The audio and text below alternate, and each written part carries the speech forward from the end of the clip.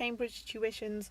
Today we're going to be looking at multiplying fractions in a few different formats. So there'll be proper fractions as well as improper fractions being multiplied together. And I'll show you two methods, so if this comes up on a non-calculator paper, it will be easier to deal with. Okay, so for the first question we have work out and give your answer in its simplest form, and I have 6/8 which is being multiplied by a third. Now because it's a multiply, it doesn't matter that the denominators, aka the bottom numbers, are not the same. We can just go straight across the top and straight across the bottom in method 1. So method 1 would be 6 multiplied by 1 on the top, and on the bottom I have 8 multiplied by 3. So the top would give me an answer of 6, the bottom would give me an answer of 24. Now at this stage, if I choose method 1, I'll have to simplify that. So I could half both of them, which will give me 3/12.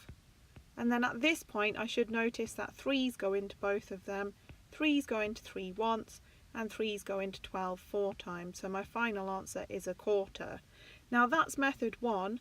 Method 2, however, takes the fraction, and this is quite handy if you have a non-calculator paper and the numbers are quite large, and it cross simplifies. So it looks at the opposite numbers, so the numerator of one and the denominator of the other. So I've got 6 and 3.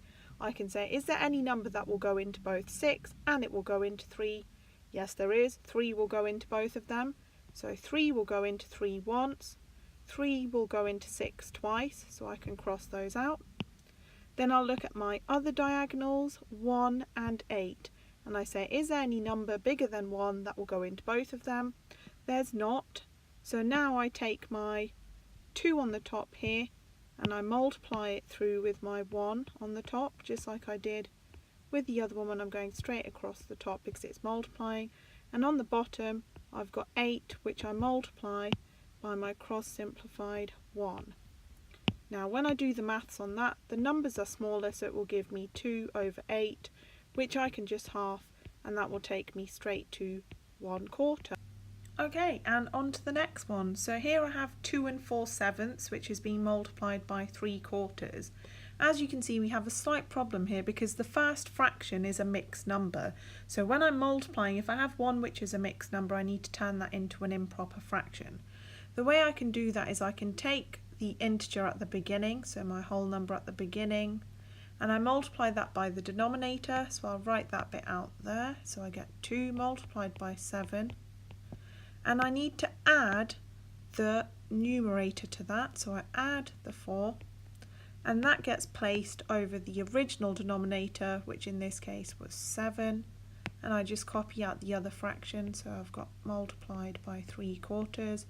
2 multiplied by 7 is 14, add the 4 is 18, so this first fraction will be 18/7 multiplied by 3/4.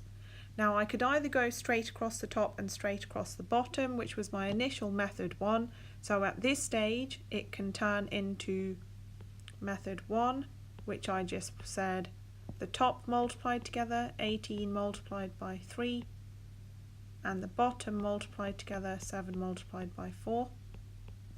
That will give me 28 on the bottom, 54 on the top, and then I can see that they can both be divided by 2, so I'll half 54 to get 27, I'll half 28 to get 14. Now nothing bigger than 1 will go into both of them, but the question, if you notice, asked me to give it as a mixed number, so that's a key thing that I need to bear in mind here.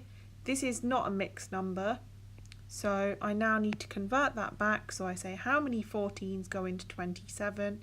It's 1, with a remainder of 13, which is my numerator, and that gets placed over the original denominator here, which is 14. So I've got 1 and 13/14. Now if you don't like that method and instead you'd like to cross simplify, which is often a preferred method, just because it's a little bit quicker at getting the numbers down and you're less likely to make a mistake.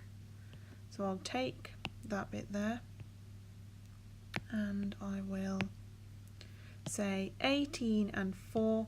What's the biggest number to go into both of them? It is 2, 2's go into there twice, 2's go into 18 9 times, and I take my 3 and my 7 and say what's the biggest number that's bigger than 1 to go into the pair of them. There isn't anything, so on the top here I have 9 multiplied by 3. On the bottom I have 7 multiplied by 2, which gives me 27 over 14, which, as I did that before, I converted it before, I know that the answer will just be 1 and 13 over 14. So there's 2 potential methods that you can use. Here's another one to look at then. So both of these are mixed numbers, so I follow the same thing again. The whole number that's at the beginning gets multiplied with the denominator there. So initially I will have 1 multiplied by the 9. Then I need to add my numerator, which in this case my numerator is 1. And it gets placed over my original denominator for that part of the fraction is 9. I do the same over here. I'll switch to a different colour though so that you can see the difference. I'll take my whole number at the beginning, so the initial integer, I'll multiply that with my denominator. So here I'll have 3 multiplied by 4. I will then add my numerator, in this case I have a 3, and that gets placed over my denominator, which here is 4. And this is a multiply, so I'll do that there. Then I have my maths to do, so 1 times 9 is 9, add the 1 will give me 10. That's placed over 9. The multiply sign, 3 multiplied by 4 is 12, add the 3 is 15, and that's placed over 4.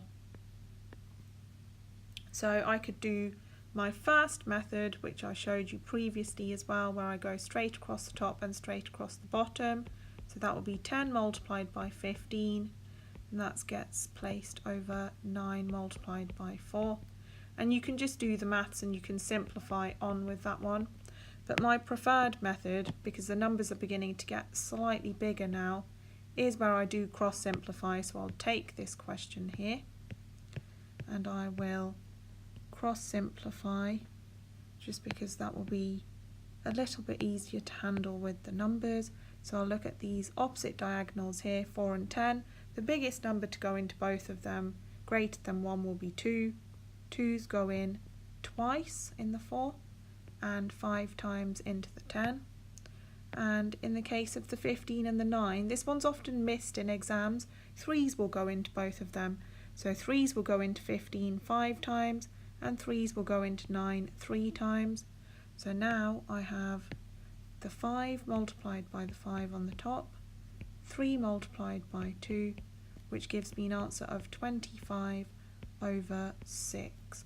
Now if you notice again, the question asked for the answer as a mixed number. This is not as a mixed number, so I need to say how many 6's will go into 25, and that answer will be 4 with a remainder of 1, so I'll put the 1 as my numerator, and my original denominator was 6. 4 and 1/6 cannot simplify any further. Okay, so now we've had an in-depth overview of multiplying fractions in their different formats. Here's 4 questions for you to give a whirl. You might want to pause the video as the solutions will be on the next page. So here are your solutions. I've used the cross-simplifying method just because it's slightly quicker and it's got the answer a lot quicker, but if you did it the other way, where you went straight across the top and straight across the bottom, that will be fine too, but you just need to make sure you have got your answer in its simplest form, as I have with my underlined 4 there. The last 4th one is slightly trickier than the other ones because the numbers are really large, so there's some work on bus stop and multiplying there as well. Be sure to subscribe to the channel as you'll be updated when there's more updates. I hope that's been helpful for you. Thanks for watching.